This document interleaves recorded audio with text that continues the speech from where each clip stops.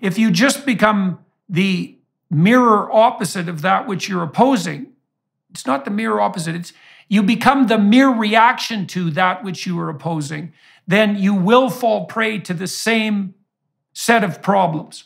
The conservatives are toying with censorship as an answer to the problem of the woke miasma. I do believe that no has to be said to drag queen story hour, but by the same token, as soon as you go down the book forbidding route, you instantly introduce into your own ethos the problem of enabling the censors who are operating by the same principles, in principle, on your side. I see the anti-woke instinctively going to a position of, well, whatever we're being told is automatically untrue and automatically wrong.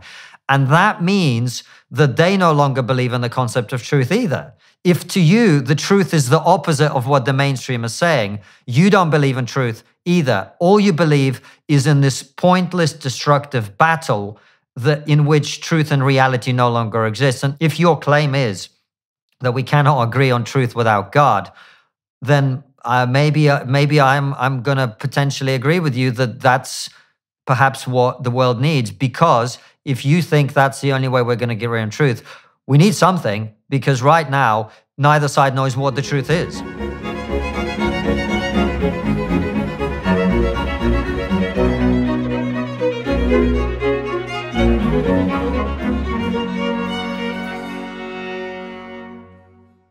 Hello, everyone watching and listening on YouTube and associated platforms. I'm speaking today with Konstantin Kisin, who's a Russian-British satirist, social commentator, author, and podcast host, Triggernometry. He has written for publications such as Quillette and the Daily Telegraph, and his book, An Immigrant's Love Letter to the West, is a Sunday Times bestseller. Kisin has been a popular guest on Good Morning Britain and has amassed over 100 million views for arguing against woke culture during a filmed recent Oxford Union debate. As I said, he's also the co-host of the podcast Triggernometry alongside Francis Foster. Together, they have garnered over 400,000 subscribers, having in-depth discussions that center on support for free speech in our society.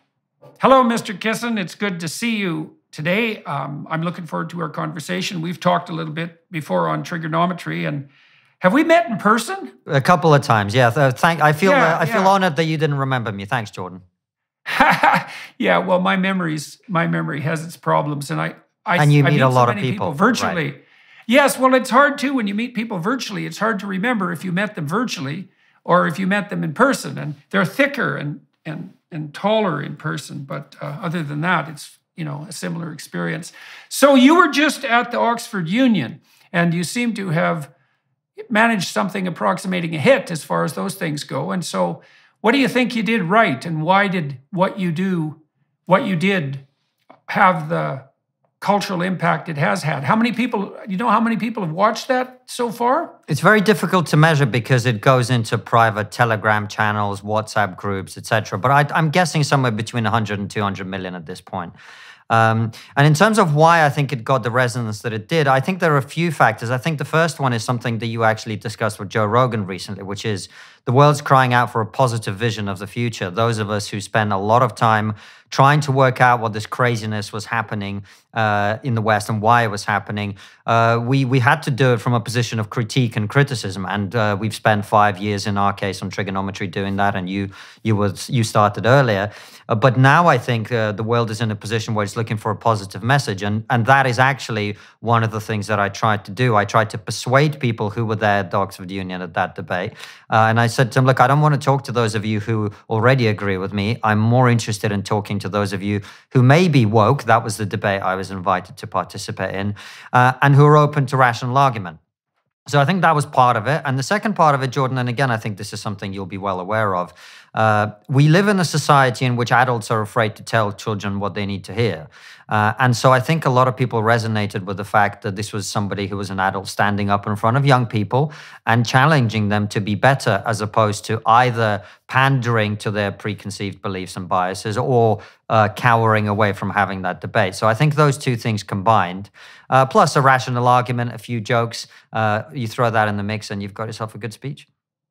Yeah. Well, I think one of the things that we could talk about productively on the positive vision front are the comments. We could elaborate on the comments you made in relationship to absolute privation and poverty. And so many people who are watching and listening might not be aware, but there was plenty of doomsaying in the 1960s with regards to the population catastrophe and prognostications on the part of people like Paul Ehrlich, most famously, who wrote The Population Bomb, that by the year 2000, we'd be out of all our primary resources and everyone would be starving. And none of that happened. In fact, primary resources became more plentiful and less expensive. And we have twice as many people on the planet as he was paranoid about in the year 2000. So 8 billion instead of the dreaded 4 billion. And while that's happened, virtually everyone, it's 7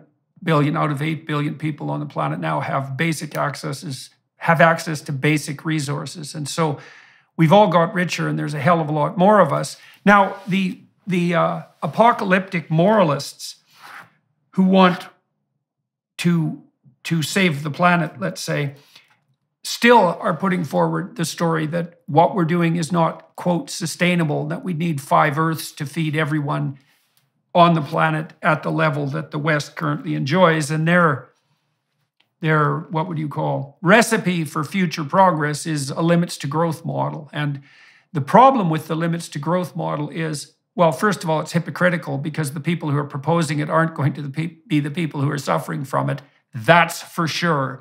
And second, it's wrong technically because, and I think you did a good job of pointing this out in the Oxford speech, poor people can't care about long-term sustainability and iterability. They're so busy scrabbling in the dirt for their next meal, trying to get fresh water, access to basic hygiene facilities, the next meal, that anything approximating a medium to long-term vision is out of their reach. And so they sacrifice the future to the present so they can survive. But if you get people up to about $5,000 per year in gross domestic product productivity per capita, they immediately start to take a longer view. And I figured this out about 15 years ago when I was perversely working on the UN Sustainable Development Goals, trying to make them less socialist and destructive than they were. And it looked to me like we could have our cake and eat it too, that the best policy possible to produce a, quote, sustainable planet would be a one that ameliorates poverty, especially on the energy front, as rapidly as possible.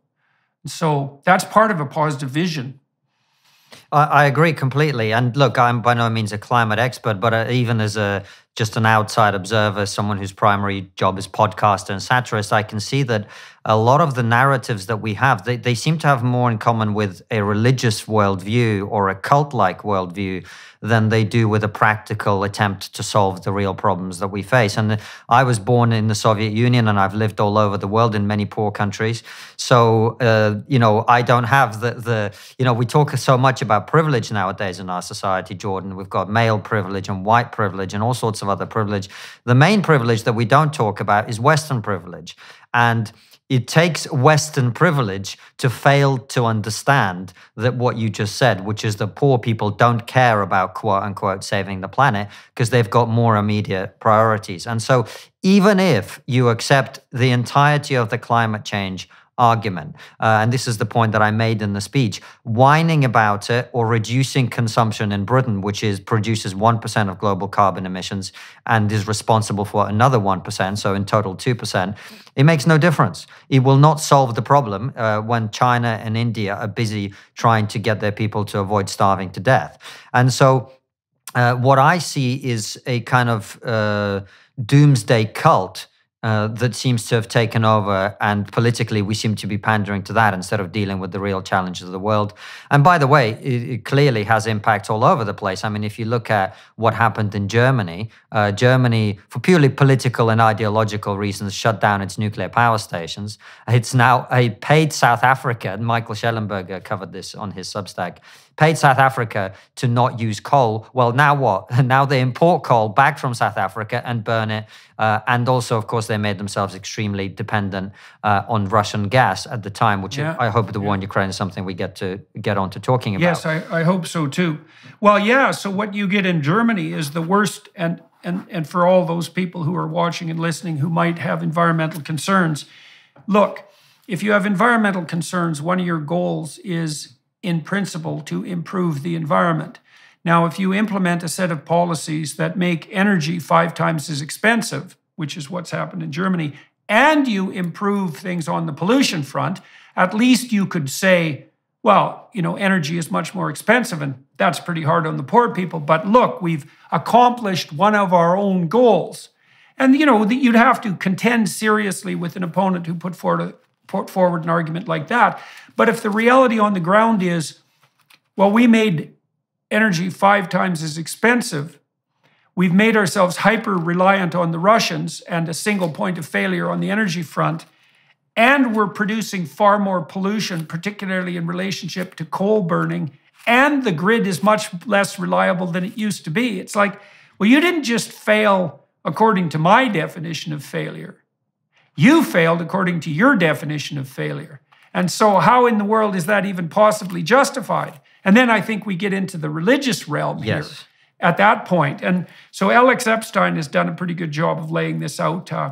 I like Lomberg on the IPCC front, and we'll get back to that, accepting the idea that there will be something like 2 degrees of climate change in the next 100 years and figuring out what to do with that. But Epstein has pointed out in his new book, Fossil Fuel Future, he laid out something I'd also investigated in my Maps of Meaning book, this underlying religious narrative. And it's basically a Gaia narrative. It's an earth-worshipping metaphysic, and it is a religious in its implicit structure. And the idea is that the planet is a hapless, fragile virgin threatened by a rapacious, consuming, tyrannical giant, and that's society, and that the individual is a parasitical predator riding the back of that rapacious monster.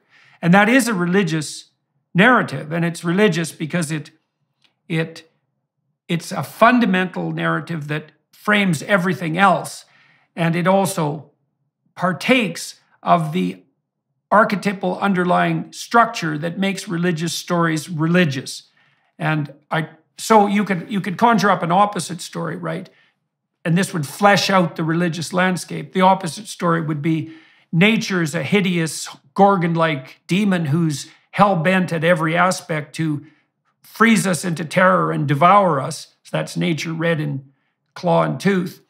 Culture is the walled garden. It's the walls of the walled garden that protects us from the absolute ravages of nature. And the human being is a heroic enterpriser bent on entering into a relationship with the planet and with culture that approximates something like environmental stewardship. It's a much more positive vision. Now, it casts nature into disrepute and probably elevates culture to unidimensionally. But you need both sides of that picture in order to have a complete picture of the world.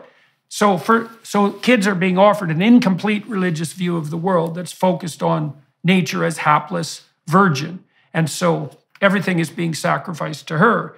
And that's complicated by another fact. And Konstantin, I think this has to do with the problem that the conservatives and the liberals, for that matter, real liberals, haven't been able to come up with a promising vision. Is that, well, adolescents enter this period that Jean Piaget called the messianic. Now, not everyone gets to that point, but relatively cognitively sophisticated kids do. And so this is about age 16 to 20, let's say. This is also when you want to induct kids into the armed forces if you actually want to manage it effectively. It's really when their final touches of their enculturation occur. It's when their prefrontal cortexes prune themselves most thoroughly. That happens also between the ages of 2 and 4, but it happens between 16 and 20. You sort of die into your adult self. Anyways, Piaget noted that people of that age, cross-culturally, have a desire to identify with a purpose that transcends themselves, and that would be cultural identity, right? And they need that. They find it in music often. They find it in their subcultures. But they need to be offered that. And there's something heroic about it because they actually do want to look outside themselves. And then, the radical, envious lefties come along and say, well, all you have to do is wave a placard at an oil company, and now you're culture hero of the universe and, standing next shoulder to shoulder with the Messiah himself. And that's pretty damn appalling, and it's certainly not true. But in the absence of an alternative vision, then people are going to gravitate towards that as they do. And so you can't exactly blame young people for that, even though it's tempting. Now, and then there's a narcissistic element too. So one of the things I really like about Bjorn Lomborg, he accepts the IPCC climate projections, 2 degrees in 100 years. He's attempted to model that as decrement in GDP production. So he figures, given current trends, we'll be 400% richer by the year 2100. But then you can knock off some percentage of that because of the costs of climate change. And that'll be non-trivial. I think he basically concludes we'll be like 350% richer instead of 400%. And that's not nothing, but it's by no means a catastrophe. And he's pointed out very clearly too that even in the IPCC reports themselves, there's no looming apocalypse. And the idea that there's a scientific consensus about the apocalypse, that's a lie. Now, I think the reason people want to fall for it is because we also like to accrue to ourselves unearned moral stature. And if we can get moral stature by waving a placard while we're complaining about an oil company while driving to the protest, then that's a lot easier than doing all the hard work that would be necessary to actually, start a family and operate properly in a community and maybe join a church or join a political party and actually tromp through the difficult process of trying to figure out how to do something concrete and real that would actually be of service. And so this woke enterprise is extremely attractive to narcissists. And that doesn't mean they're all narcissists, but it's extremely attractive to narcissists. And so that's a panoply of problems, all of which we're facing simultaneously. So, well, Jordan, let me pick up on a couple of those points. A few actually. So, first of all, in terms of this religious worldview, I think one of the other things that's so appealing about it is human beings crave doomsday scenarios. The idea that we're living in some kind of unique moment in human history when the world's about to be destroyed. Whether that's true or not, by the way, is incredibly appealing. That is something that gives your life meaning and purpose, even if your life has no meaning and purpose. And the thing with this woke ideology is that, and this is something I kind of started to notice, my journey into this discussion in general was through comedy. I was a stand-up comedian. And in 2015, 2016 in particular, I started to look around and I just saw a lot of people who seemed for some reason to suddenly hate themselves. Like it was so suddenly normal as a comedian, you spend most of your time backstage listening to other comedians. And out of the blue, you'd start getting these kids in their 20s going on stage and going, well, I'm a white guy, therefore blah, blah, blah. And then they do a bunch of self-deprecating jokes, the premise of which was because they were white, they were evil. And this ideology, I think, is fundamentally about self-hate. And if you hate yourself, well, why wouldn't you crave the punishment that you therefore deserve, right? And I think the doomsday narrative maps so well onto wokeness for that reason as well. Despite the U.S. blowing through the $31.4 trillion debt ceiling last month, the White House still refuses to reduce spending. Our national leadership has buried their heads in the sand, but you don't have to. Call the experts at Birch Gold today and start diversifying into gold. For over 5,000 years, gold has withstood inflation, geopolitical turmoil, and stock market crashes. With help from the experts at Birch Gold, you can own gold in a tax-sheltered retirement account. Birch Gold makes it easy to convert an IRA or 401k into an IRA in precious metals. Just text Jordan to 989898 to claim your free info kit on gold, and then talk to one of their precious metals specialists. With an A+ rating with the Better Business Bureau, thousands of happy customers, and countless 5-star reviews, you can trust Birch Gold to help protect your savings. Text Jordan to 989898 today.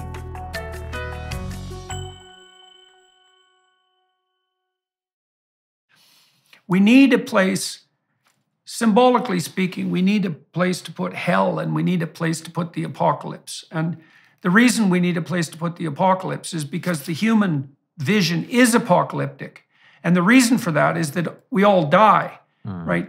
Everything comes to a cataclysmic halt for everyone. And it could happen at any moment. And it could not only happen to you, it could happen to you and everyone you love, and it could happen to your whole society. And that sort of thing has happened, and it definitely always threatens. And so one of our existential problems is that we always have to face the apocalypse. And the way that's been handled in the symbolic landscape of Christianity is that the apocalypse is a distant occurrence in a heavenly place. Now it's ambivalent, right? But it's turned into a psychological reality or a spiritual reality, an ever-present spiritual reality, instead of being necessarily played out in the here and now. But then there's a place for it, and that's appropriate because there should be a place for it. And we're also tilted as information processors very hard to the overweighting of negative information. And the reason for that, I would say, is, well, you can only be so happy, but you can be really, really in pain and then dead. And so you're more sensitive to a unit of threat than you are motivated by a unit of pleasure. And that's well documented. And so then we also have to contend with the fact that we're tilted towards hyper-processing negative information. And then on the privilege front, this is a really complicated one. I think that some of the guilt that the woke types are capitalizing on and also genuinely experiencing is a consequence of the felt need for some true atonement. So you talked about Western privilege. And so, if you live in the West, you're in the top 1% by global and historical standards. So you are privileged. And then you have to contend with the fact that, well, you didn't really earn that, not to some degree, because your pathway forward is going to be proportionate in its success to your work. But, you're born and there are highways and there are automobiles and there's an electrical grid and you have this wealth that's offered to you. And then you might say, well, that's unearned privilege. And to some degree it is. And then the question emerges, well, what should you do about that? And one answer is to flagellate yourself and to feel guilty because there are people out there who weren't arbitrarily rewarded to the same degree you were. And that is an existential problem. And the other solution is to do whatever you can to earn the gifts you've been given, the talents you've been provided with, right? And to say, well, my goal is to justify by my actions the privileges and opportunities I have been granted, and then to work hard to extend those to the degree that's possible to the people around me and to others. And I would say that's genuine atonement. And I think everyone has to do that. And so, if you're not living a life that's as moral as you are privileged, you're going to lay yourself open on the guilt front, and then the woke ideologues are going to tear a strip off you. And certainly these kids that you've observed flagellating themselves for their privilege, they don't know how to atone for the fact that there is an unequal distribution of talents, and that seems to be built into the cosmic structure. Well, that's why I felt it was so important that someone told them that. And everything you said, particularly about how to respond to privilege, it resonates with me so much because I've been, my family's been destitute. My family's been very wealthy. I've been the son of a very rich family. I've also been someone who slept on the street for weeks. Like I've seen both of those. And what I learned from all of those experiences is that, like you said, you have to make the most of it and then extend that opportunity to other people. And that's the only way of dealing with it. And there's no other way if you want to be constructive. But Let's come back to your point about a positive vision for the future and why conservatives will struggle with it. I think one of the reasons is that inevitably young people do need to rebel against something, and conservatives instinctively want to suppress all rebellion because they want to avoid change.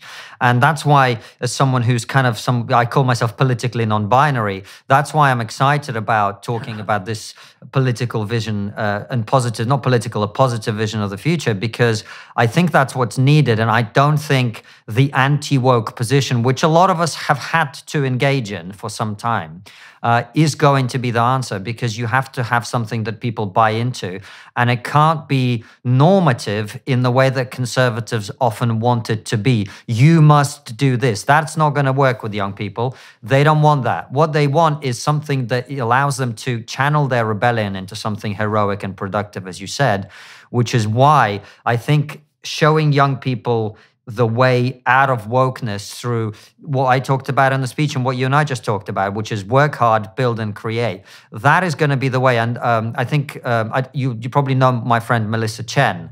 She tweeted something about this years ago that I thought it was so spot on. She said, you cannot remain woke if you build anything, whether that's a business, whether that's muscle, whether that's a family. And that's why I challenge these kids at the Oxford Union and the audience who were watching, of course, to build and create things. Because the moment you start, you suddenly find out that, hey, just whining about stuff doesn't work. And when you get down to the business of doing things, turns out there's a reason that things are the way they are. There's a reason things don't work quite the way you'd like them to, because reality suddenly comes into conflict with ideology. And so that's why I think it's so important to give kids and young people a path to doing things, because it's only when you're doing things that you start to realize the limitations. And I'm a huge fan of Thomas Sowell, and this is one of his things that he always says, that there are no solutions, only trade-offs. And you only learn this as a young person by the experience of doing stuff, because when you're young, you come at the world and you go, well, the world isn't perfect, I must perfect the world. And no one's explained to you, and you probably didn't listen if they tried to explain to you, the fact is the world is not perfectible. The world will always be imperfect, and all you can do is tinker at the edges to try and improve it. So one of the things I've noticed on my tour, one of the things that's perplexed me, let's say, is that I wrote these books that are full of rules, and you might think that that would turn people off for the reasons that you just described, young people being turned off by, let's call it conservative moralizing. And that's a kind of finger shaking. You should. And should is if you were doing your duty. It's something like that. Yes. And look, you should do your duty. But you can also understand why young people would chafe against that, because, well, why should they be certain that doing their duty in exactly the same manner that duplicates the past is the best pathway forward? Because sometimes it clearly isn't. And there are inadequacies of the past that need to be rectified. So the conservatives stumble in relationship to establishing a bridge to young people by being moralizing. And the more evangelical types of, say, fundamental Christians fall into the same problem. Now, one of the things I've noticed, and this has been very, very cool, and I've really tested this in hundreds of venues, is I usually sometime in my lectures, talk about the relationship, the necessity of finding meaning as the antithesis of suffering, let's say, because the quest for meaning becomes most compelling when you're simultaneously suffering or someone you love is suffering. That's when the arrow finds its mark, let's say. And I walk people through a thought exercise, I suppose, is, well, what do you have when you're suffering that's going to sustain you? And you might say, well, you have the work that you're still capable of doing and the fruits of your labor that might offer you some security. You have whatever creative enterprises you might be able to engage in that still contain the shadow of meaning, at least. Then you have your intimate relationship and the person who might be caring for you while you're in dreadful condition, and you have your family and your friends. And that's really what you have. And then on the abstract end, maybe you have beauty and truth and justice and, the noble ideals. But then you might ask yourself, well, how do you have the the armament of work and creative endeavor and friends and family? And the answer to that is that's in precise proportion to the amount of responsibility you've taken for developing those relationships and those abilities. That's right. And so there's a clear pathway between the voluntary adoption of responsibility and the meaning that will sustain you through suffering. And that's a much better enticement to participation for young people than a kind of finger-wagging top-down morality, which is you must behave this way, or you're no good. And even though, as I said, there's some truth in that, it's not an invitational vision. No. And I think that there's a way to summarize that very neatly, Jordan, which is what I know would work for me, which is to say, there are things that you want. What are they? And if you want those things, this is what you need to do. You don't have to do it. I'm not saying you must do it. I'm not your dad. But if you want to achieve these outcomes that you care about, then you are going to have to put in the work. And I'm not telling you which outcomes you should pursue necessarily, but the way to get there isn't going to be to glue yourself to a road, to stop an ambulance, get into a hospital, which is what these Extinction Rebellion people do here in the UK. And I think that once young people are on that path, we don't get to control the art and the culture that they're going to create. That is their path and that is their duty and that is their job to do.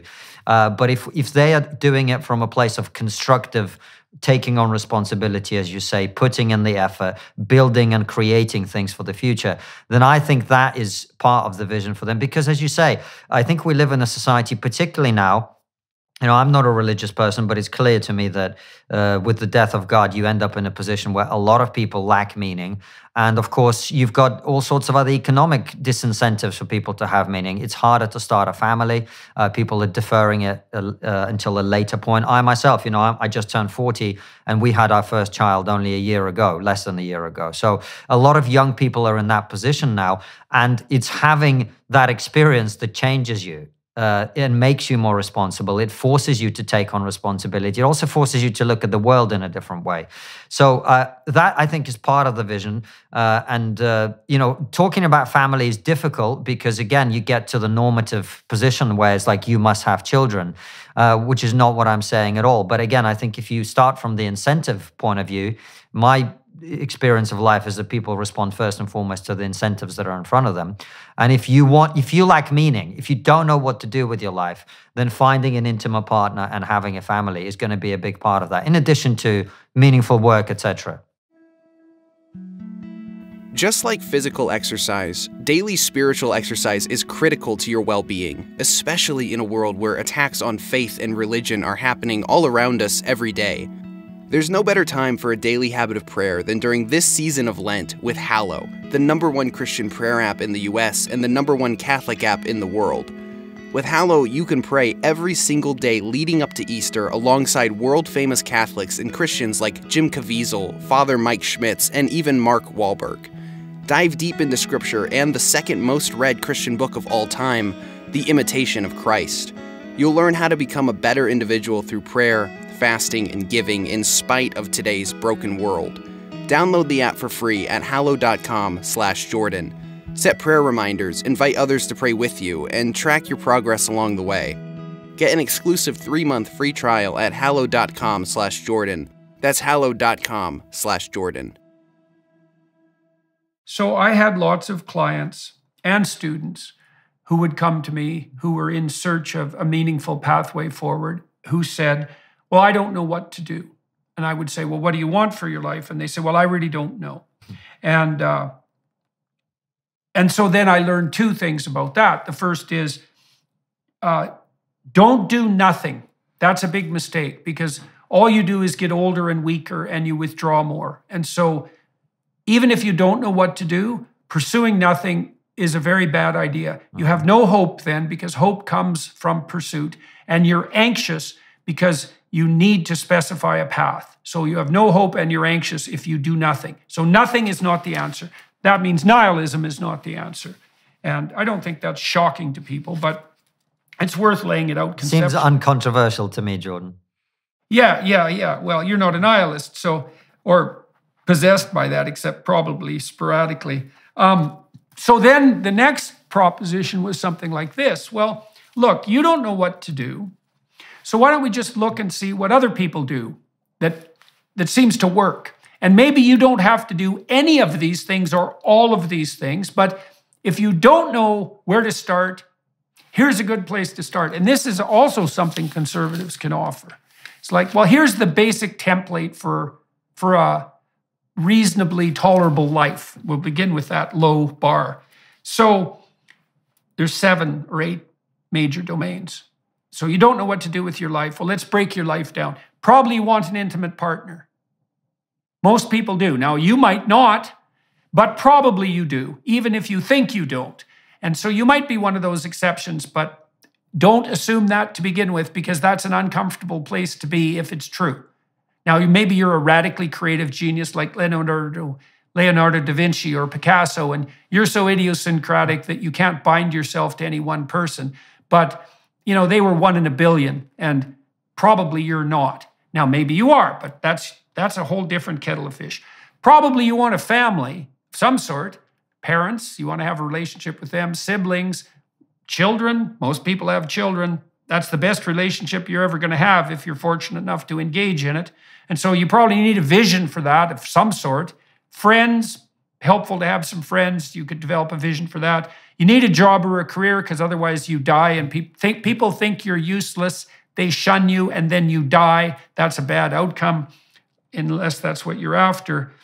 You should regulate your behavior in relationship to temptations like drug and alcohol abuse and sex, because short-term impulsive hedonic gratification doesn't play out well across time, and it tends to make you unpopular. So that's not a good recipe for long-term progress into the future. You should think hard about doing something on the civic front. You should take care of yourself mentally and physically. You should have a plan for that. You need an educational plan, because there's probably something you could learn and get better at, and that doesn't have to be academic. It could be extremely practical or creative. And you should figure out how to make productive, generous use of the time you have when you're not working. And so that's like a conservative vision, right? Because it fleshes out the generic landscape of human striving. And it's a good place to start if you don't know where to start. You could start with one of those things and move towards it, or 2 or 4, and maybe you don't have to do all of them. But my experience as a clinician has been that if you are failing on all 8 of those fronts, you're not depressed. You just have a terrible life, right? So conservatives can say, traditionalists can say, here's the basic template. Here's the responsibility you can find in meaning. Well, now you got to cobble together something idiosyncratic and unique to yourself. That's the making the archetype manifest in the confines of your own life. But that's the basic way forward.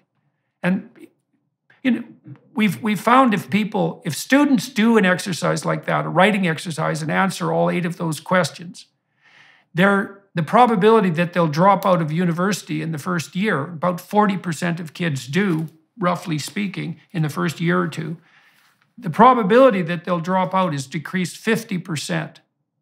So just thinking through, just developing a vision on those fronts is highly motivating, and it keeps anxiety at bay, and it unites people psychologically, and it helps them identify with the pathway forward.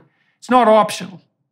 So, and that's an antidote to the death of God in some real way too, right? That journey towards an integrated single point of meaning. We should talk about the religious front a bit, because we started talking about it with the woke religion. You know, you just described yourself as not religious.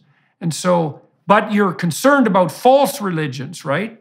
Is that a reasonable way of thinking about it? Yeah, well, I'm concerned about bad religions, and bad religions take many forms. To me, this seems like a bad one. And religion... Okay. Does that... Sorry, go for it. Does that imply that there's a good religion? I think does it imply that? Yeah, well, for me it does, in the sense that there are forms of religion that are beneficial to society and to the individuals who participate them, in my opinion, even though I myself cannot force myself to believe something I don't believe, right? But this religion, I mean, it has all the worst elements of other religions, and on top of that, it doesn't do what most other religions do, which is offer an actual route for redemption. an actual route for atonement. Because even if you participate in wokeness fully and you say, I'm not, but I am a straight white man and I am guilty and the sins of the world rest upon my shoulders, what can you do? You can never purify yourself because you can't be transracial because that's whatever that is, right? That's the worst form of racism. So what can you do? You can't atone. No matter how many times you kneel to BLM or whatever else it is that you do, you're never going to be clean or purified. It is a religion that says you, Jordan Peterson, as a straight white man, are guilty forever, and all you can do is apologize for the rest of eternity. And that's it. That seems to me like quite a bad religion.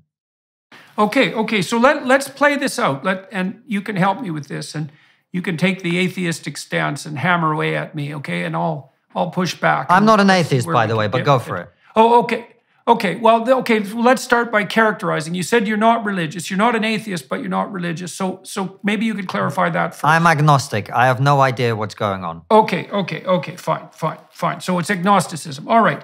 So we're playing with the proposition that there are clearly pathological forms of belief and at a deep level, pathological forms of religion. Okay, so we'll start with that premise. And then the counter premise is that there is something that's the opposite of that.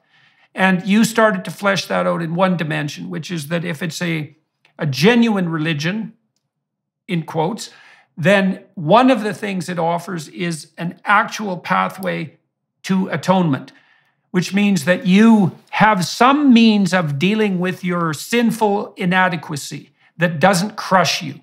Okay, so let me tell you something that Carl Jung said about the Catholics. This is very cool. He said he really regarded the Catholic confession as a form of, what would you say, God's mercy manifested in the world, symbolically speaking. And here's why. Okay, you're going to do stupid and cruel and unworthy things, even as you define them. So you're going to be guilty before yourself. Forget about what other people think. You might also be guilty on that front, but you're definitely being guilty in relationship to your own conscience. And then you have to deal with the fact that you're not who you should be. And that can crush you. Certainly that crushes people who are depressed. It crushes people who are anxious, and it definitely crushes people who have post-traumatic stress disorder because they often develop PTSD because they watch themselves do something terrible. So, all right, so now there's an existential problem, is you got to stumble forward with your inadequacy. Now, if you're Catholic, you can go to the church and you can say once a week or however often you want to, here's a bunch of ways I'm really stupid and they've hurt me and I'm trying to detail them out completely. And in principle, I'm trying to rectify those faults, right? First by their admission and second by the determination not to propel them forward. And then the priest says, okay, as far as God's concerned, that's good enough. And you have to go do these rituals of atonement, and the slate's wiped clean for the week. And you're going to go out and be a fool again, but you get to start again. And so you're proposing that one of the hallmarks of a genuinely healthy religion, assuming such a thing exists, a fundamental set of beliefs, is that there has to be a pathway forward to the rectification of inadequacy and flaw. Is that fair enough? That is a positive aspect of religion that I can see, yes. We'll be back in one moment. First, we wanted to give you a sneak peek at Jordan's new series. You should accept yourself just the way you are. What does that say about who I should become? Is that just now off the table because I'm already good enough in every way? So am I done or something? Get the hell up. Get your act together. Adopt some responsibility. Put your life together. Develop a vision. Unfold all those manifold possibilities that lurk within. Be a force for good in the world, and that'll be the adventure of your life.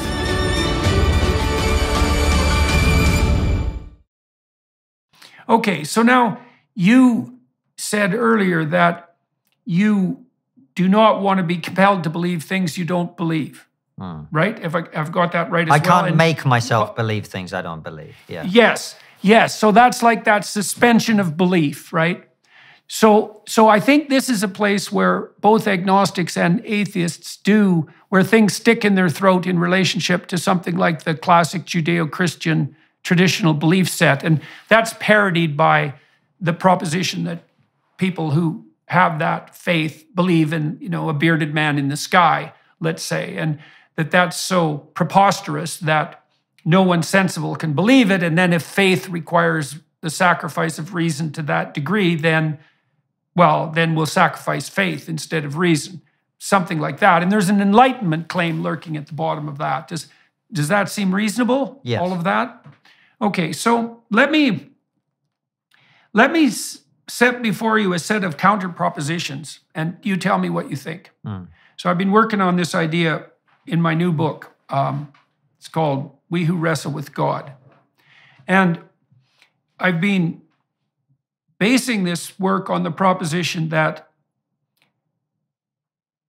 there has to be a unifying, animating spirit. And so unifying means it would unify you psychologically, so it would bring the diverse elements of you together, so you weren't a house divided unto yourself. And it would also unify other people. And it has to unify the individual and other people simultaneously because, you fall into disunion psychologically, and then you're anxious and hopeless. And if you fall into disunion socially, then you fight. So the alternative to a unifying vision is psychological disintegration and social chaos, right? It's unity versus multiplicity. That's another way of thinking about it. Now, you can have a tyrannical unity, and that's not good. That's a tyrant, literally. So what might a non-tyrannical unity be like? Okay, so let me just tell you a couple of brief stories and very, very quickly. So I think the biblical corpus is a metonymic literary work. It takes one story after another and juxtaposes them, and in a somewhat non sequitur fashion, making the case that there's something in each story that's emerging that's the same. And I would say that's the monotheistic animating spirit. So the Bible is a series of meditations on the nature of the monotheistic animating spirit. And so the next question would be, well, what is that spirit? And I would say, well, that's what those stories are trying to portray. So here's some examples, and you can tell me what you think of this. So in the story of Noah, the animating spirit, so that's Yahweh, is the voice that calls the wise to prepare when the storms are approaching. And then belief is whether you abide by that voice or reject it. It's belief in both cases, because you either accept it and act it out, or you reject it and act that out. There's no faith decision. Both of those are a faith decision. Okay, so that's Noah. And then in the story of the Tower of Babel, which is the next story, the animating spirit, Yahweh, is portrayed as the spirit that totalitarians compete with when they build their towers to the heavens, and the spirit that makes everyone speak a different language if that totalitarian enterprise goes too far. That's why everybody ends up speaking a different language, like we do now. We can't even agree on what constitutes a woman. And so Yahweh is presented as something necessarily transcendent, and that if human beings build something technological to replace that, then the consequences will be, that the structure will be devastated and people will no longer be able to communicate. Okay, and then in the Abraham story, Abraham is privileged. You could say he's got white privilege, even though he was Middle Eastern. And he has rich parents, and he can just sit in his tent and eat peeled grapes and do nothing and be an overgrown infant, and he'll be secure and well-fed, sheltered, all of that. So the basic problems of his life are solved, insofar as material security can offer that. But then a voice appears to him that says, you have to leave your comfort, everything, your family, your tent, your tribe, your nation. You have to go out in the world and make your way. And then Abraham does that, and of course he's father of nations, but he does that, and he has just a dreadful time of it, right? It's tyranny and starvation, and the Egyptian aristocrats conspire to steal his wife, and he goes right into the bloody mess of life. And Yahweh is put forward as the voice that calls him to adventure. And then I'll give you one more example. So in the story of Moses, the Exodus story, Yahweh is presented as the spirit that opposes tyranny and opposes slavery and leads the enslaved out into the desert, right, where they're lost, and guides them when they're lost towards a more positive vision. And so it's an animating spirit because animating spirits animate you. They propel you towards movement. And you're always possessed by an animating spirit. There's no way around that. It's one spirit or another. And the monotheistic claim is that all those animating spirits need to be integrated into a superordinate spirit, and that spirit has to be characterized and then celebrated. And so, okay, so that's my counter proposition to the atheists and the agnostics, is that I think that's all just true. Now, I don't exactly know what, so tell me what you think about that, Well, it's the last step I have a problem with, because the animating spirit, why that has to be unified and codified as God is the part of it that I don't get. Okay. For me, those things could be intuition. I, for example, have a very powerful intuition. There have been many times in my life when I've done things that were actually counterintuitive, but something has made me aware that what I must do now is X, right? Okay, so let's go with that something. Fair enough. So I would say that what you're characterizing there, that intuition, the hypothesis in the biblical corpus is that intuition is a manifestation of an underlying unifying spirit. No, I understand right? that. Now you might, but why is that step necessary? Well, that is exactly the question, and that's where faith comes in. That's the point of faith, right? And that's the step that I can't make myself make, because I don't believe that is what it is. Okay, well, I think there's two elements of faith there. One is, if you let your intuition guide you, that's already a step of faith, because you've decided that you're going to go in the direction of your intuition rather than a faith in what something. Everyone else is doing it. Yes. Well, it's willing to put yourself on the line for something. Yes. Right, and so that faith isn't exactly, here's what I believe to be a set of facts. That faith is more, here's the risks I'm willing to take according to this set of principles. For me, it's more of an experiential thing, as in, I've listened to this intuition before, and it has given me good advice before. And every time I listen to it, it gives me good advice that turns out to be true. Okay, well then I would also say that's very much akin to the Socratic daemon. Right, so Socrates said in the Apologia, when he was asked, this is his trial when he's going to be put to death, he's explaining why he didn't run away. Because the Athenians said they were going to kill him, and they gave him plenty of warning. And they didn't want to kill him. They wanted him to go away. And he knew that, and so did his friends. And all of his friends were telling him to get the hell out of town. And he went and had a conversation with his daemon, which is this spirit of intuition that you're describing. And his daemon said, you can't run. And he thought, well, what the hell do you mean I can't run? They want me to run, and they're going to kill me. But Socrates lays it out in the Apologia. He says, that it was widely established in Athens and elsewhere that Socrates was a singular person. And even the Delphic Oracle had said that, and she said he was singular because he knew that he didn't know. He was radically humble, radically ignorant. But he said that one of the things that made him different was that he always listened to the voice of this daemon. And that's the same word as demon, but it means spirit fundamentally in that context. He always listened. That's what made him different from other men. Now, the question is, what is the nature of that guiding spirit? That's right. Now, your objection is, well, why do we have to consider that God? And I would say, That is exactly the question. And even what would it mean to consider it God is the question. Okay, so imagine, so here's a set of problems.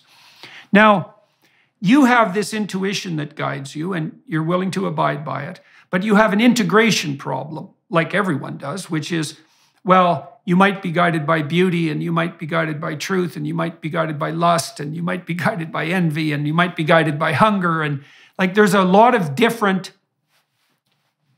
animating principles that are going to be warring around you. And if they're not integrated into something that's unified, then they're disintegrated and you're going to be pulled apart. Now, the other question you're asking is, why does that have to be conceptualized as God? Okay, so to answer that question, we'd have to do something like a technical analysis of what it means to consider something God. So I would say, well, something has to be put in the highest place. And the highest place is the place that takes predominance over all other places. And so if you're going to be guided by the spirit of your intuition, then by necessity, at least at that moment, you put it in the highest place. And that's to elevate it to the peak of Mount Sinai, symbolically speaking. Mm-hmm. It's to allow it to be the eye at the top of the pyramid through which you see. It's both of those things. And then I would say technically, and I learned this from Jung, is that regardless of what you call it, this animating spirit that you put in the highest place is functionally equivalent to God. And we could look, the sophisticated religious thinkers know perfectly well that God is beyond both name and conceptualization. So this isn't a reductive enterprise. Jordan, can I ask you a question? Yes, please do. Why does this thing have to be outside of me? It doesn't. Right. So if this thing doesn't have to be outside of me... But we'll return to that. Let's return to that. Let me follow that logical sequence out. Yeah. If this thing doesn't have to be outside of me, is it possible that this intuition is a part of me that is giving me additional information that consciously I'm not present to? Sure. Well, and therefore, the idea that we have a God to whom we have some sort of shared affiliation or some shared connection through him seems to me to be unnecessary. Okay. So let's delve into that a little bit, because I think that's a very germane question. Well, the first point of distinction is, what exactly do you mean by inside of you, right? Because that's a metaphor and it's not obvious what it means. Do you mean inside the meat of your brain? Do you mean in the neural connections? Like, exactly what does inside mean? It means inside the psychological landscape, right? So is it inside the domain of imagination? By my body and brain, right? This is a product in the way that my thoughts are constructed by my brain and body to some extent. This is also a product of that, just through a different communication system. Okay, so fine. So let's take the biological route then. Mm-hmm. And that's fine. Let's just make it strictly biological then for the time being. So then you run into the problem of the intrinsic logos of the world. So let's say that you are conferring with something that's revealing itself within you that's biologically predicated. Well, then you might say, well, that's the wisdom of the world making itself manifest through the material realm. And that's really what the Greeks believed. Like, the Greek notion of logos was that there was an intrinsic order to the material world. And that if you allowed that order to make itself manifest within you, that would provide you with the most appropriate possible guidance. And the idea of the Socratic daemon is a reflection of the logos of the intrinsic structure of the world. And so the notion would be, well, if you're in tune with the structure of the world as it reveals itself to you biologically, then you're acting in harmony with being itself. I'm perfectly happy with that formulation. There was a Judeo-Christian logos idea that got overlaid on top of that. When there was the, what would you call it, reconciliation between the Greek worldview and the Judeo-Christian worldview. And it adds an extra dimension to that, and you can tell me what you think about this. So in the Christian formulation particularly, Christ is the logos. That's a different idea than the logos or the logic of the world. But the idea there is that forthright confrontation with the catastrophe of existence will reveal the logos of existence to you. And so that's why those ideas could be overlaid. So imagine that you're going to consult your intuition, right? But here's the precondition. And you tell me if you think this is right or wrong. You have to admit that you have a problem first. So you basically have to admit that you've missed the mark and that you're somewhat lost. So that's a humility, and it's an opening up to revelation. That's an attitude, a psychological attitude. Now, and that's a self-sacrificial attitude, because if you're going to learn something from the revelation, part of you is going to have to go, the part of you that's wrong. So you have to bring the psychological animating spirit to bear, which is humility and openness to correction, and then the voice of intuition will make itself manifest from, let's say, below. And so that's the way you bring the psychological element of the logos and the material element together. And those have to be united as well, or you're in a state of disunion. So that's how I would respond to that. Well, what I'm learning from this conversation is I'm a Greek philosopher, Jordan. Yeah, well, that's a very good thing to note. Like, look, I went and talked to Richard Dawkins about these sorts of things, you know.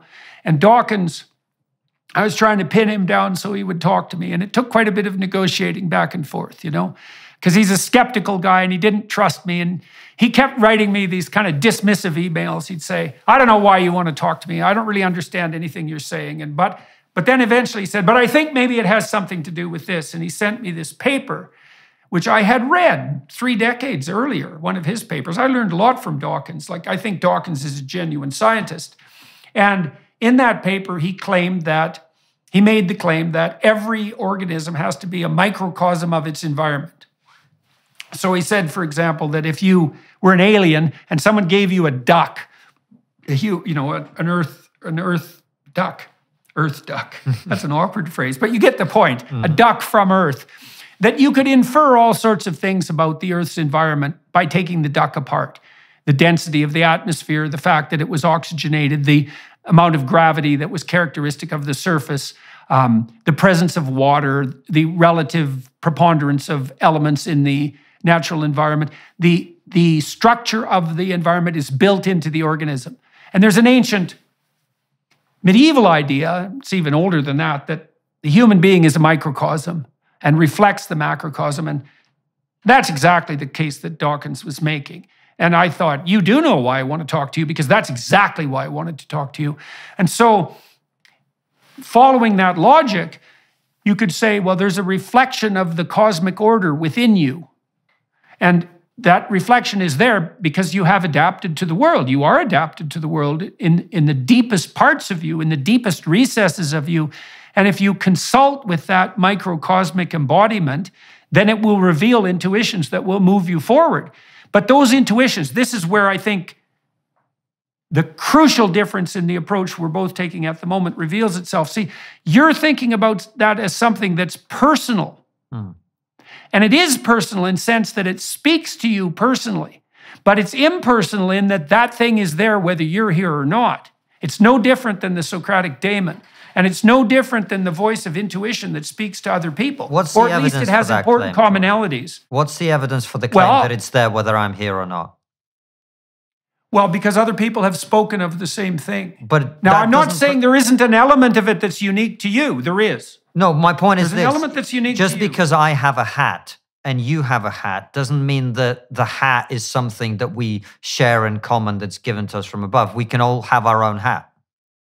Okay, I would say hat's the wrong metaphor because it's purely a cultural construct. And so your metaphor falls prey to the inadequacy of a postmodern viewpoint. Let's think of a different example. All right, you have different example. You have your anger. Own teeth. Okay, anger. Fine. Right. Let's use anger. Yes. Okay, so then we might say, well, what sort of being is anger? And it's definitely the case that you get angry in your own way. But it's also the case that if you get angry, everyone can tell that you're angry. And part of the reason they can tell is because they get angry enough like you to understand what the hell's possessing you. Fine. And so this is part of the collective unconscious problem. That's another way of thinking about it, or part of the problem that we share universal biologically predicated motivational and emotional structures. There's an element of it that is idiosyncratic and that's unique to you. And, you know, religiously speaking, that would be the personal nature of your relationship with God, which isn't trivial. But then there's a universality of it, right? Because if your intuitions, for example, were so idiosyncratic that no one else at all experienced them, you could not communicate with anyone else. You certainly couldn't live with other people, right? You'd be so far afield from the norm. And this does happen to people, by the way, who are absolute creative geniuses from time to time. But most of the time, that voice that's speaking to you speaks in a voice that's similar to the manner in which the voice speaks to other people. Which is also why I think we have something like a universality of conscience. It's an interesting thought, but I'm still not persuaded by that. If two cans of Coke both have the same shape, does that mean they're connected? Well, they're connected in some ways because you wouldn't use the word same otherwise, right? Because you're implying a connection by the fact I'm implying similarity of their identity. Yeah, exactly. Well, that's what I mean. You're implying similarity, and similarity is a very complex concept. I mean, you might say that things are. From a spiritual point of view, I'm actually not in disagreement with you. I had a very interesting experience. I studied hypnosis for a long time, and in hypnosis there is an exercise that you can do. I talked about this when we were on Joe Rogan's show, called the deep trance identification. I don't know if you're familiar with this, but what they do is essentially, once someone is in the deep state of trance, your identity can be treated sort of like a set of clothes that you can take off and put on someone else's identity in that state and try it out. And people will often use this to pick up the habits of people that they wish to emulate or things like that. And when we were doing these exercises in this hypnosis class, first I did it with this very sweet, gentle South African lady who wanted to try on some kind of American preacher. And when we went through the process with her and she opened her eyes, she was that guy. Right, it was. I had to run out of the room because that's how much it scared me, actually, that this was possible. Oh yeah. But when I did it, I had a different. I'm very disagreeable generally, so I try to be difficult whenever I'm doing anything like this. So rather than being a person, I went, what if I try to identify as the universe, whatever that is, in this process, right? And when I was doing this, all I could feel was my heartbeat slowed down, and it was really the only thing that I was conscious of as it was happening. And I could feel my heart expanding. And the two things happened simultaneously. One, I felt an infinite connection with all other human beings in that moment. And the second thing I felt, and this was just, I'm not saying this is what it is, and I'm not making any truth claim about it, but this is what I experienced at the time. You know how the universe is expanding? And it's expanding at an accelerating rate. The thing that, I mean, I want to say popped into my head, but it didn't feel like it popped into my head. The thing that I experienced was, what if the universe expanding is a half a heartbeat of some greater organism to which we're all connected? So I am entirely open to the possibility that we are connected. And the truth is that part of my hesitation to call myself religious is not even the bearded guy in the sky in whom I don't believe, because I don't believe in him. It's also the fact that I'm just very wary of organized religion being a perverted way of having that conversation that can lead to a lot of problems. Okay, well, so look, fair enough on all fronts. And let me address those points one by one. We'll get back to the identification with the universe notion here in a moment. But on the I'm afraid of organized religion front. Look, wary. There's one of the things hey man, fair enough. And I think that's the evil uncle problem, is that like every organized social unit has a proclivity to degenerate into a willfully blind tyranny. And that's part of the existential reality of mankind. Now, one of the things I've observed about Harris and Dawkins, and this is particularly true of Sam Harris, is that Harris is very concerned with the problem of evil, and validly so, and deeply so. He's committed his life to it. And he would like to establish an objective morality. And the reason he would like to do that is because he believes in the reality of the objective, and he also believes in the necessity of the moral because he's concerned with evil. And so, you know, I'm kind of on board with that, which is why Sam and I really actually can talk. But the problem that Sam has conceptually, as far as I'm concerned, is that he identifies the religious enterprise with the totalitarian spirit. And that's the same mistake the postmodernists make when they identify Western culture with the patriarchy. It's like, look, it is the case that large-scale systems can ossify, become willfully blind, and degenerate into tyranny. But that doesn't mean that that's their central animating spirit. Now, you see the same thing with the 1619 Project in the United States. You know, this claim that the fundamental foundation, so animating spirit, that drove the formulation of the United States was the tyrannical desire to dominate, oppress, and enslave. And you have to say, well, let's give the devil his due. Every human organization tilts towards corruption by power. But that doesn't mean that's the central animating spirit. And so I would say, well, the same thing applies on the religious front. Like, my sense is, and we can certainly discuss this, is that, and this is really useful to think about in relationship to Wilbur Wilberforce. So he was a Christian Protestant operating in Britain, and he, in many ways, single-handedly forced the British Empire to not only abandon slavery, but to oppose it on the world seas for 175 years. And he did that in 100% as a consequence of being animated by the spirit of Protestant liberalism.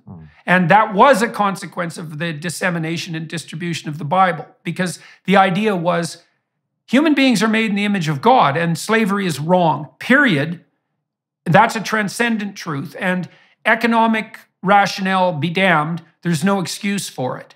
And so I think the problem with the skepticism that you're expressing in relationship to the religious enterprise is that it doesn't sufficiently separate the wheat from the chaff. I see what you're saying, but we're not disagreeing, because let me take you back to the beginning of this conversation when I did say to you that I believe religion is useful, right? And I'm fond of, I can't remember who said this, but someone said that the poor believe religion is true, the middle class believes it's false, and the rich believe it's useful, or the powerful believe it's useful. I'm not powerful or rich, but I certainly consider it useful, and I can see that the lack of it has its negative impact as well. I just don't wish to submit myself to a rigid ideology of that kind, combined with the fact I don't believe in the big guy in the sky, right? Okay, so let's not make it, okay, so let's agree that you shouldn't subordinate yourself arbitrarily to a rigid structure. Now, you might want to do that sporadically to discipline yourself, right? But the object shouldn't be submission. Now, what's weird in the biblical narrative, you know, is that the goal is not submission. It's so weird. It's covenantal relationship. And covenantal relationship is actually relationship. So one of the things you see with Moses, for example, and you also see this with Abraham, is that they're constantly negotiating with God. That's why the name of my next book, by the way, is We Who Wrestle with God. It's a negotiation. It's not a submission. And so God is always threatening to wipe out the Israelites in the desert. He's just sick and tired of their idol worship and their whiny resentment and their bitterness and their worship of the past tyranny. And he's constantly threatening just to wipe them out and start again. And that's the apocalypse, I suppose. And Moses is constantly interceding on their behalf and telling God he shouldn't break his word. And the odd thing in the story is that God actually listens, which is rather preposterous. But the reason that's happening is to mitigate against exactly the problem that you described, which is to have the relationship with the transcendent degenerate into nothing but a blind obedience. And then the danger of that is, well, a blind obedience to who? And I see this as a threat in Islam, in the more fundamentalist forms of Islam. It's like, well, you should submit to Allah. It's like, hey, fair enough. Allah as interpreted by who? Oh, totalitarian, misogynistic mullahs. How about no? I don't buy your Ella, and I don't see who made you the right, precisely. And even if I believed in the bearded guy in the sky, I'm not sure I need a middleman to talk to him, right? Well, that makes you a good Protestant. You know? Well, but look, we could also go down that rabbit hole a little bit, you know, and it's worth it, because I also think this is how we ended up in this postmodern excess liberal conundrum. So Jung talked about Catholicism, as we mentioned, and he talked about the utility of and mercy of the confessional and that possibility of atonement. But he also laid out, you know, the dangers of that. The dangers of the Catholic structure is, what would you say, a tilt towards authoritarian rigidity, which is what the Protestants rebelled against. But then the question is, well, what's the danger of the Protestant Revolution? And the danger is that everybody becomes his own church. And then here's the problem. You tell me what you think about this. Here's the logical conclusion of that. You're your own church. You're your own God. Now you can say what God said to Moses out of the depths of the burning bush. You can say, I am what I am. And I would say that's what the identity politics types do. They say, look, I am so superordinate in my own self-defining identity that no matter what identity claim I put forward, it is incumbent upon you to accept it as if it comes from an omniscient source.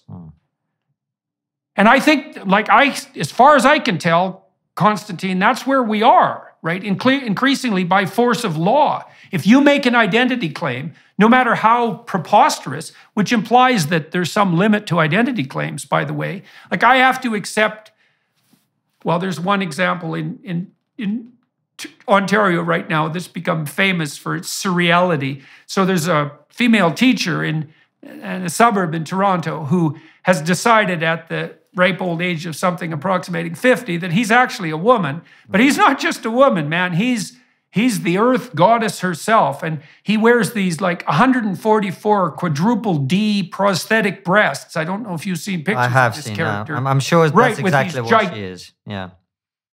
Yeah, well, exactly. She's an embodiment of that primordial earth goddess. So, Jordan, am I hearing you correctly? If I look at what you're saying, then, are you suggesting that we need God to agree on truth? I'm saying is that spirit which would enable us to agree on truth is, for all intents and purposes, equivalent to God, and necessarily so. So without that, we cannot agree on what the truth is. Okay, so look, I've been having the same conversation I'm having with you with Douglas Murray. Okay, and with Jonathan Pageau at the same time. Now, Murray was very attracted by outright atheism, and he was tempted and invited, as far as I can tell, to be part of the four horsemen of atheism coterie, right? But it's been very interesting talking to Douglas in recent years, because he's got to that point that you described, which is, let's say, the aristocratic position that religion is useful. But he's actually stepped past that and doesn't know what to do with it. And I think that's the case for many people on the more traditional front now, is that, well, the metaphysic that unites us has to be grounded in something that isn't merely political and semantic. That's the right way of thinking about it. There has to be something transcendental about it, akin to that experience you had. Of connection to all humanity, yes. Okay, now look, Sam Harris thinks the same thing, which is why he's off in meditative space half the time, right? He has an unnameable God, because then his semantic brain can't tear it to shreds. He understands that it's necessary to dip into the realm of the transcendent sporadically in order to renew yourself. You know, and he'll say, well, that's not religious. It's like, well, it's not totalitarian and it's not systematic. But that doesn't mean it's not religious. And then Harris, of course, his approach falls prey to the same problem as a kind of abstract Buddhism, which is, yeah, well, that's all well and good on the transcendental front, but how do you make that manifest in life, and how do you unite other people in that ethos? And that's a practical problem, and you need intermediary structures to do that. Well, that's why I think religion is useful for uniting most people, because my experience is they need it. I have many people in my life and in my family who cannot process their fear of death without religion. They just can't deal with it. And they all mask it, and they all kind of deal with it in one way or another. But it is having the sense of something above them in that particular way that gives them the comfort to live their life. And there are other people who maybe don't need it. I certainly don't. I enjoy my life. I know I'm going to die. I know that my life only, this is my experience and my view, my life only has the meaning that I give to it. And I get to choose that. Now, that puts in question the nature of morality. I appreciate that. And for society, there has to be a structure that gives you a sense of what morality is, which is why I say religion is useful. But for me personally, it's not. So when you say you choose it, but let's go down that road for a minute, because, all right, so you open yourself up to an intuition. And tell me if I've got this wrong. Of course. And the intuition makes itself manifest. And the choice is whether you accept that or not. Does that seem reasonable? Yes. Okay, so that doesn't mean that the source of the intuition is you precisely. It does mean that you have a relationship of choice, though.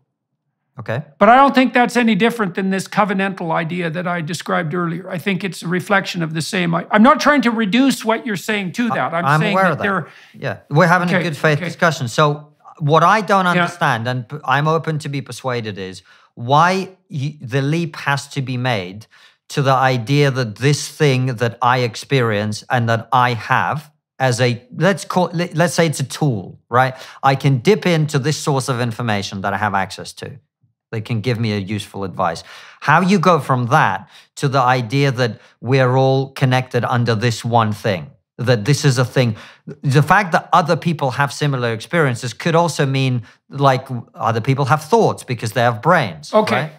That's a great question. That's a great question. And it's the same question as, let's assume for a moment that the voice of intuition that speaks to you has a moral element. And the moral element is that it's going to shape your perceptions and your behaviors. Now, you could say that's idiosyncratic, right? That it's only unique to you. And some of that's going to be true, because that's true insofar as you're really creative, let's say, or even revolutionary. But here's the rub, as far as I can tell. Okay, so there's this idea that emerges in Exodus that the well-constituted polity has to have two dimensions. There has to be a vertical dimension that unites it with the transcendent. So that would be like the king's fealty to God. The idea that the king himself is subordinate to a set of transcendent principles. Yes. And so is everyone else. So that's the vertical axis. And that would be that feeling of universality that you described, like sort of descending upon you. But then there's a horizontal axis. And the horizontal axis is something like, well, I have to conduct myself so that I can engage in repeated acts of reciprocal altruism with other people. Yes. Okay, now you need both of those, because sometimes, you might say, well, you should get along to go along, or you should go along to get along. You should conduct yourself the way other people want you to conduct yourself. And that's usually true, except when everyone goes crazy. Right. And then you might say, well, what do you need to bind you when everyone goes crazy? And the answer is, well, you need that relationship with the vertical. And so, except the people who run the structure that connects people to the vertical often go crazy too. Absolutely, that's a big problem. But that's why it's a mistake to construe the religious enterprise as something that's only a consequence of tradition. Like, look, in the Jewish writings, you've got two sources of the religious enterprise. You've got the tradition, and that goes corrupt, let's say, in the form of a corrupt king. But then you have the prophets. And the prophets are those who stand up and say to the corrupt king, there's a divine order against which you're transgressing, and if you don't get your act together, all hell's going to break loose, even though you're king. Now, your question might be, well, how do we tell the false prophets from the true prophets? And and the answer to that is, by their fruits you will know them. That's one answer to that. But it does reflect this underlying problem. But you've already said in yourself, you're leery to accept divine revelation in the form of a handed-down tradition, right? And that does make you a Protestant in the most fundamental sense. But you also do note that you have access to something like the pool of intuition, let's put it that way, that can tap you right. I would say that to the degree that that intuition is a reliable source, it's also going to be structured so that it facilitates your ongoing interactions with other people in the best possible manner. So it's not purely idiosyncratic, right? It's subject to its own logos, its own internal logic. It may be upon occasion that internal voice will do what Socrates did, Socrates' voice, which is to say, you have to offer yourself up as sacrificial victim to the mob, right? And God help us from that eventuality. But that may happen upon occasion, but it's still the case that if that voice of intuition is deep when it rises within you, it's going to rise up within you in a manner that facilitates your integration with the social community and the social community's improvement. At least you better hope that that's the case. Right. But all those things are to my benefit. And also even the Socrates example, I mean, I think you and I both, you to a much greater extent, have offered ourselves up as sacrificial for the purposes of combating this bad religion that we talked about earlier. But even that, to me, just seems that it's easier to explain with something as simple as principles that have been inculcated in me by my life experience and by family. So as someone who's descended from Soviet dissidents who spent plenty of time in the Gulag, I'm not prepared to say that a male teacher who has gigantic breasts is a woman, because the concept of truth that is more valuable to me than my reputation or career and whatever else, right? So again, I don't know that the inclusion of the divine is necessary for those things to be explained. Okay, great. Okay, so I think there's a technical answer to that question too. So there's a scene in the Gospels where, you know, the Pharisees and the scribes, so they're the woke bureaucrats, really, in many ways. They're trying to trap Christ all the time because they think he's dangerous and they'd like to nail him for heresy. And so they get a lawyer to come up to him and say, Master, which you say you abide by the commandments. Which of them is the greatest?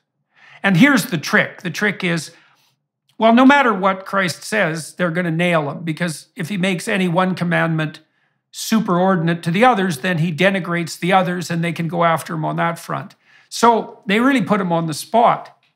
And he says something that refers back to this principle of Mount Sinai, this idea of a horizontal and a vertical axis, right? And he says, you should love God with all your heart and with all your mind, and you should love other people as you love yourself. And then he says, that's the meta principle upon which all the commandments rest. And so it's an amazing sleight of hand, because he answers the question, but he doesn't allow himself to be trapped. And what he says is, and this is akin to what you just laid out. You said, well, I don't need faith in a religious structure because I can abide by these principles. And so we could think of the principles as your version of the 10 Commandments. Maybe there's 20 of them. I don't know how many there are, and they're derived from your own experience, and the experience of your family. But then you might think, let's assume for a moment that all those principles are good. And so we're assuming that there's a commonality across the principles, and that commonality is that which allows them to be categorized as good. Okay. And then the question would be, well, what's the underlying meta principle that unites them as good? And that's exactly the question that Christ is trying to answer. So he says, well, you want to be oriented towards the highest good, conceivable. You want to be open to that. And so that would be something like making the decision in your life that you were going to strive towards whatever was good. Whatever that is, right? Just to make that the initial proposition. And then you were going to treat other people as if they were as valuable as you are, and vice versa. And that's the underlying two dimensions of the principle that gives rise to, let's say, all necessary commandments. And then I would say that the spirit that puts God above all else, puts the divine above all else, and that unites us with other people, that is what the monotheistic tendency tilts towards portraying psychologically. It's an attempt to flesh out what that is. That's how it looks to me. Fair enough. So, the question is, I think, Konstantin, the question is pretty simple. If your principles are coherent, then there's a meta principle that unites them. And then the fundamental religious question would be, well, what is that meta principle, and how do you conduct yourself in relationship to it? That makes sense, which is why I said questions. It puts in question the very nature of morality and where it comes from. I understand that. But I certainly wouldn't make the claim that my principles are coherent. I don't know that they are. It's something that I try to follow based on, like I said, values passed down by family and probably Judeo-Christian in origin at one point. So I don't have a good answer for you.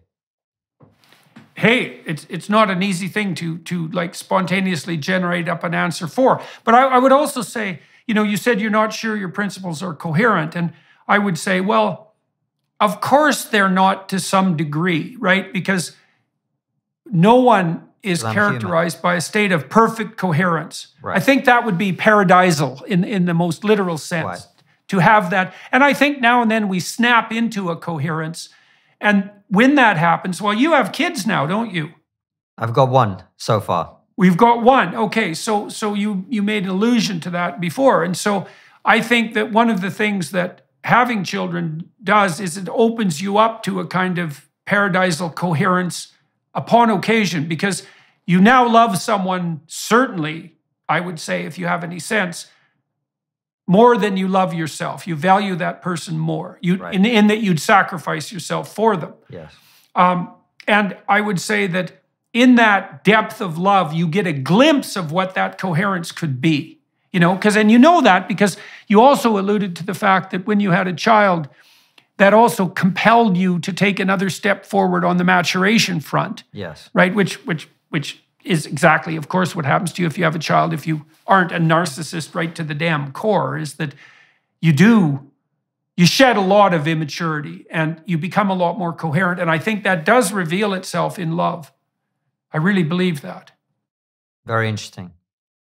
Today, we went pretty damn deep down the rabbit hole on the religious front with Konstantin, but that makes sense because it's what's lurking underneath your speech at Oxford, because you were making the case essentially that whatever this woke enterprise is has a quasi-religious structure and it doesn't look like it's doing the job well. No. And you're implying too that we need a vision to replace it. And it has to be a positive invitational vision. It can't just be us shaking our fingers at the woke types and saying, you guys are going off the deep end. It's like, because they can just say, well, oh, wise conservatives, where do you think the shallow end is? And if we say, well, it's not where you're pointing, yeah, fair enough, but that's a pretty... There is another reason why that is a bad strategy, in my opinion. Jordan, by the way, we had to do that. We had to understand what was going on. We had to articulate what was going on. We had to explain to ourselves and to the broader public what the problem was and what was happening. That was necessary. So I don't apologize or criticize or any of that, those of us who've pushed back against this. And yes, you're right, a positive vision is needed so that we can say to people, well, this is where you should put your energies. But there's also another reason, which is that the process of pointing the finger at the woke and saying you are becoming deranged makes you deranged. And you can see that very clearly as you look around at anti-woke people now. I say this often now, you'll be familiar with the online meme of, I support the current thing, which is what all the non-mainstream people use to sort of make fun of the mainstream people who jump from cause to cause to cause, the flavor of the month, whatever. But I see very clearly now that there is the exact and opposite reaction happening, where a portion of the anti-woke or the right or whatever you want to call them have become, I oppose the current thing. And it is enough for them that the mainstream media or the corporate media or whatever are saying something to believe the exact opposite without doing any research or any critical thinking applied whatsoever. And we should be very concerned about that, in my opinion, as much as we've been concerned about the woke stuff. So the positive vision is needed not only to inspire these young woke people to build and make things of themselves, it's also needed so that we do not become the abyss that we've been staring into. And I think that is already happening.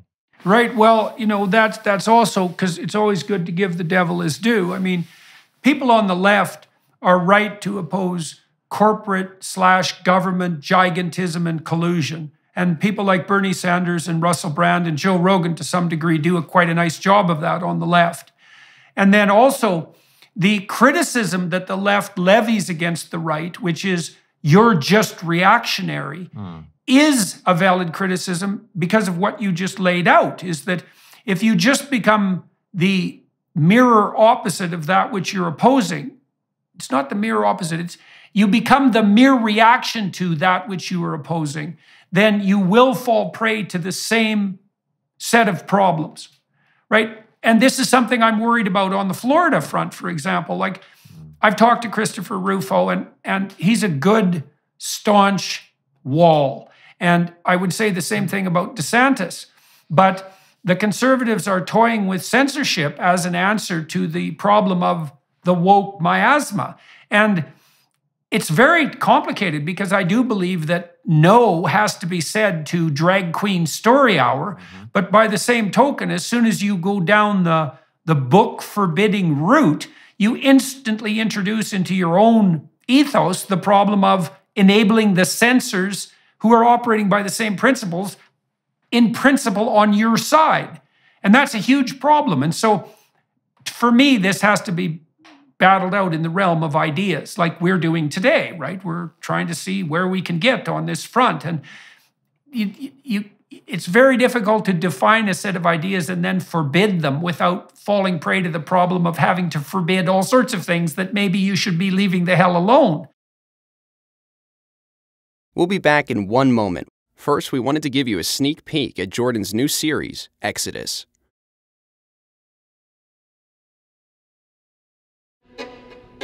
The Hebrews created history as we know it. You don't get away with anything. And so you might think you can bend the fabric of reality and that you can treat people instrumentally and that you can bow to the tyrant and violate your conscience without cost. You will pay the piper. It's going to call you out of that slavery into freedom, even if that pulls you into the desert. And we're going to see that there's something else going on here that is far more cosmic and deeper than what you can imagine. The highest ethical spirit to which we're beholden is presented precisely as that spirit that allies itself with the cause of freedom against tyranny. And yes, there exactly. Is that hope. I want villains to get punished. But do you want the villains to learn before they have to pay the ultimate price? That's such a Christian question.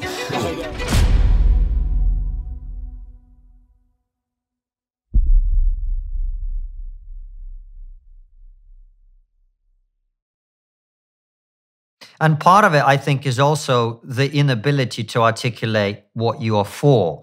Therefore, you have to become destructive about what the other people are saying, because you can't win the battle of ideas with an absence of ideas. You can't win a battle of ideas by saying your idea is crap, because sure, it's crap, but if you're not offering it, if you're afraid to offer anything in exchange, and that's where we are, I think. People on the conservative side of things are afraid to say the things that they ought to say, which is some of the things that you were articulating earlier about the 7 or 8 different things in life that one ought to focus on in order to make for a meaningful life. Well, if you're afraid to say any of those things, then the only thing that you have left is to become the destructive mirror version of the thing that you're fighting. And I see this, the problem I see with this, and this is why I wanted to talk to you about the Ukraine thing as well, is I see the anti-woke instinctively going to a position of, well, whatever we're being told is automatically untrue and automatically wrong. And that means that they no longer believe in the concept of truth either. If to you, the truth is the opposite of what the mainstream is saying, you don't believe in truth either. All you believe is in this pointless, destructive battle in which truth and reality no longer exist. And I think, Jordan, one of the biggest challenges that we face is the technological destruction of the very idea of truth that we're living through. That is what I think we're wrestling with. So the conversation that we had obviously did go very deep, and we talked about God and religion. But if your claim is that we cannot agree on truth without God, then maybe I'm going to potentially agree with you that that's perhaps what the world needs, because if you think that's the only way we're going to get rid of truth, we need something, because right now, neither side knows what the truth is. Well, the question is, Konstantin, I think to some degree, the question there is there by necessity, is the image of God by necessity nested inside the claim that there is such a thing as truth?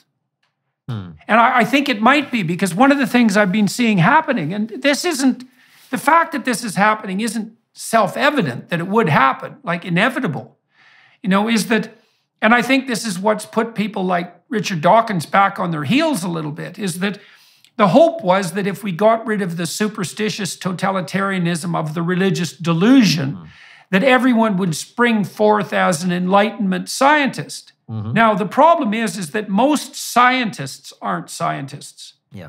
Maybe 2 or 3% of them are. It's really hard to be a scientist.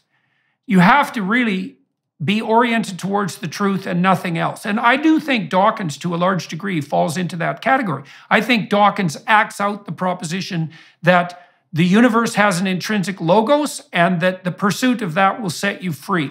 Now, he believes the religious enterprise interferes with that, but the fundamental ethos that he acts out is nonetheless, I believe, a religious ethos.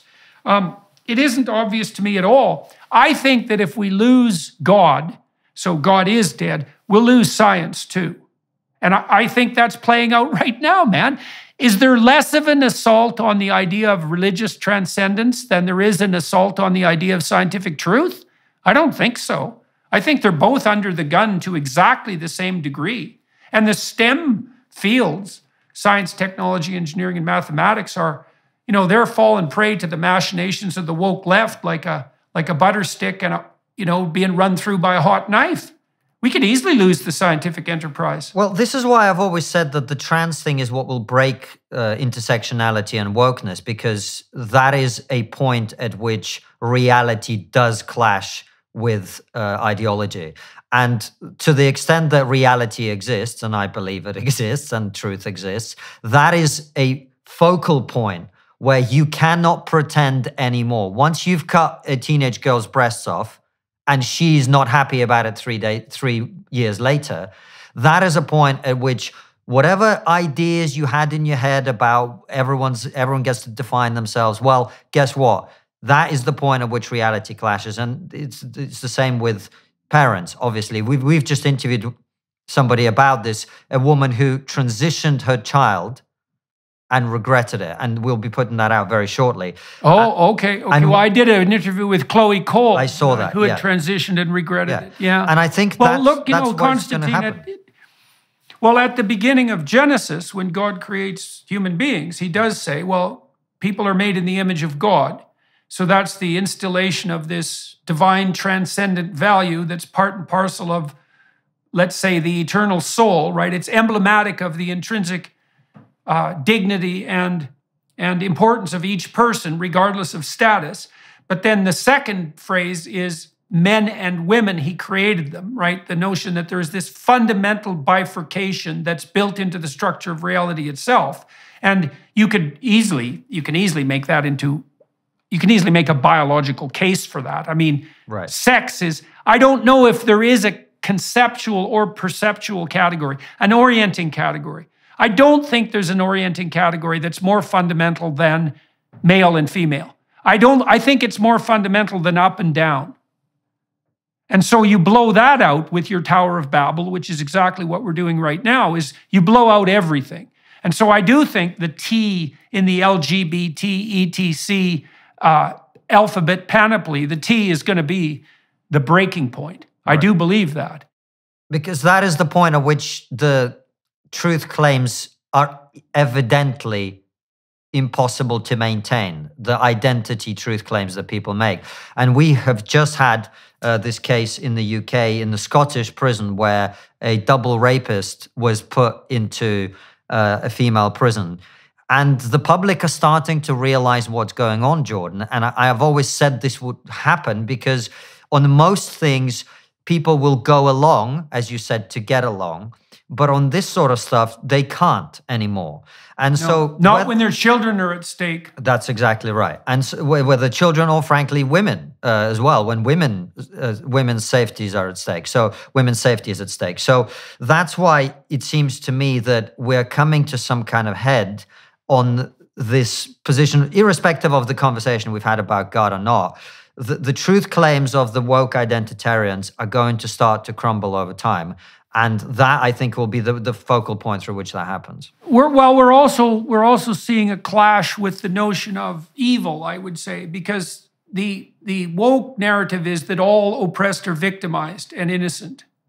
But there's a real problem with that, and the problem is the fringe of the fringes. And on the fringe of the fringes are the narcissistic psychopaths who are sadists as well, and who are bad right to the bone. You know, perhaps even beyond the point of any atonement or forgiveness, or at least that on the human realm. And if you don't think that there are people out there who are sexual serial slayers or predators, who are perfectly willing to adopt a female identity to fool woke idiots into giving them access to women, you are naive to the point of being a danger to yourself and everyone else. And when I watch people like the Scottish Prime Minister do backflips to try to deny the reality of people like that, I think you bloody well better hope for your own sake that one of those psychopathic deviants doesn't make himself manifest in your bedroom in the middle of the night one day. So there's a naivety there about the reality of evil that is also as deep as the denial of basic, let's say, both biological and metaphysical / conceptual reality. And that is a hard wall to run into. It's the main problem with the systemic way of looking at society as they do, because if you believe that people's behavior is predetermined by structures and systems, then those marginal deviants can't be accounted for that. This is why at the extreme end of wokeism, they believe in abolishing prisons and the police. And the reason they believe that is they believe that you can only be made into a criminal by a bad, corrupt system, instead of recognizing the fact that criminals and bad people have always existed throughout history, because that seems to be the distribution of skills and talents and predilections and psychological traits. But they can't see that. And choices. So yeah, that's the big one that we can't talk about, but choices, exactly right. Yeah. So that's the fundamental flaw in the analysis, but it of course produces these crazy ideas where people believe that, you know, well, no one is ever going to be bad unless the system made them so. Well, guess what? That's not how life works. Right, definitely. The system makes lots of people better than they would otherwise be. It makes some people worse, and some people choose to become worse of their own accord, right? They dance with the devil, and they do that voluntarily. I mean, even when God calls out Cain in the story of Cain and Abel, he basically says to Cain, sin crouches at your door. That's the temptation to be envious of Abel and to be, you know, fratricidally vengeful. God says to Cain, your sacrifices have been rejected because you didn't put enough effort into them, and that's made you bitter. And now sin crouches at your door like a sexually aroused predatory animal, and you've invited it in to have its way with you, and all the consequences of that are on you. And that's exactly right, as far as I've been able to tell, is that people can be alienated and marginalized and pushed out of society, and that can be very unfair. But then when they get bitter and decide to open the door to the vampire that's lurking outside, then they enter into a creative bargain with said spirit and all hell breaks loose. And there's an element of choice in that. And if you don't see that, then you're blind enough so that you will be the prey of those predators. So that's why we need the positive vision, Jordan. That's why I'm excited about. And by the way, I know we want to wrap up, but I will just say this, that I think what you're in formulating this idea of needing some kind of positive vision, you're actually channeling something that a lot of people are feeling. I've noticed that almost everyone I talked about, and I've been talking to mutual friends of ours for a long time about the fact that we need to start thinking in a more positive way. Everyone gets it. The time is now. And this is what, in my opinion, the world needs right now. It needs a positive vision of the future that people can unite, and it's got to be voluntary. Yes, it has to be voluntary, absolutely. And it has to be based on widespread distribution of responsibility to everyone. It can't be top down. Well, and that goes along with it being voluntary. Well, what's been weird about putting together this enterprise, and we're going to release more details about it soon, is that everyone I've talked to in like 25 countries immediately says, we really need to do that. I'm on board. I'll rearrange my schedule. What can I do to help? And not only that, the group of people that has aggregated itself together around this vision has been able to very rapidly move towards the formulation of 6 key questions. And even that was uniting. And that's very strange, right? Because this is a preposterous enterprise, and the probability that it would produce nothing but fractiousness and resistance is extraordinarily high. And yet that isn't what's happening. It's not strange to me at all. It's not strange to me. And this is where I come back to intuition. Because this is what the world needs, it does not surprise me that everything is aligning to make it happen. And the reason that people are canceling appointments and whatever is they recognize fundamentally that the problem we've been trying to solve for the last however many, 6 or 7 years at least, is not going to get solved by the methods we've been using so far. And something new and radical is necessary that is constructive in nature. Because the world has become a very destructive place. That's part of that universality of underlying intuition, right? You can see in that the time calls for a particular solution, and then that intuition makes it manifest. It makes itself manifest to everyone, and that is part of a uniting. What would you call it? Well, it's part of the manifestation of a uniting spirit. There's no other real way of characterizing it. Now, I disagree, but we probably don't have the time. No. Well, how you regard the nature of that spirit. Well, we're all looking at a world. We're seeing the problem. And because we are able to respond to the thing that we're seeing, we're generating a solution. And the solution to me is obvious. Yep. Right. That's what I say. That seems to be the case. And that seems to be how it's playing itself out. So now we have let's do it. Exactly. Well, we have to, what would you say, orient ourselves very carefully so that the temptations for this to be undermined by something that is once yet again top down don't make themselves manifest. Yeah. All right, Konstantin, and for everyone watching and listening on YouTube or the associated platforms, thank you very much for your time and attention. Thanks for agreeing to talk to me again today. We'll turn now to the Daily Wire Plus side of the conversation. I'll spend another half an hour with Konstantin talking about how his particular interests made themselves manifest, that spirit of intuition, let's say, across his life. And some of you will join me there on the Daily Wire Plus platform. And Konstantin, good luck with Triggernometry moving forward. And it looks like you've gone past the point of likely cancellation now. And that's a nice threshold to have crossed. And congratulations on your Oxford talk. And you said you figured 200 million, 100 to 200 million views. That's quite the home run. So congrats on that. Thank you very much, Jordan. It's a pleasure. And we look forward to having you back on Triggernometry. And I'd love to talk with you about the other subjects we wanted to cover. Yeah, well, I'd like to talk about Russia and the Ukraine at some point. So maybe we can do that sooner rather than later. Let's do it. Okay. Good to talk to you, man. And we'll see. To those of you watching and listening, thanks very much to the film crew who put this together today. Appreciate that. And to the Daily Wire Plus people for making these conversations technically proficient and of high quality in terms of the production values. That's much appreciated as well. Ciao. Hello, everyone. I would encourage you to continue listening to my conversation with my guest on dailywireplus.com.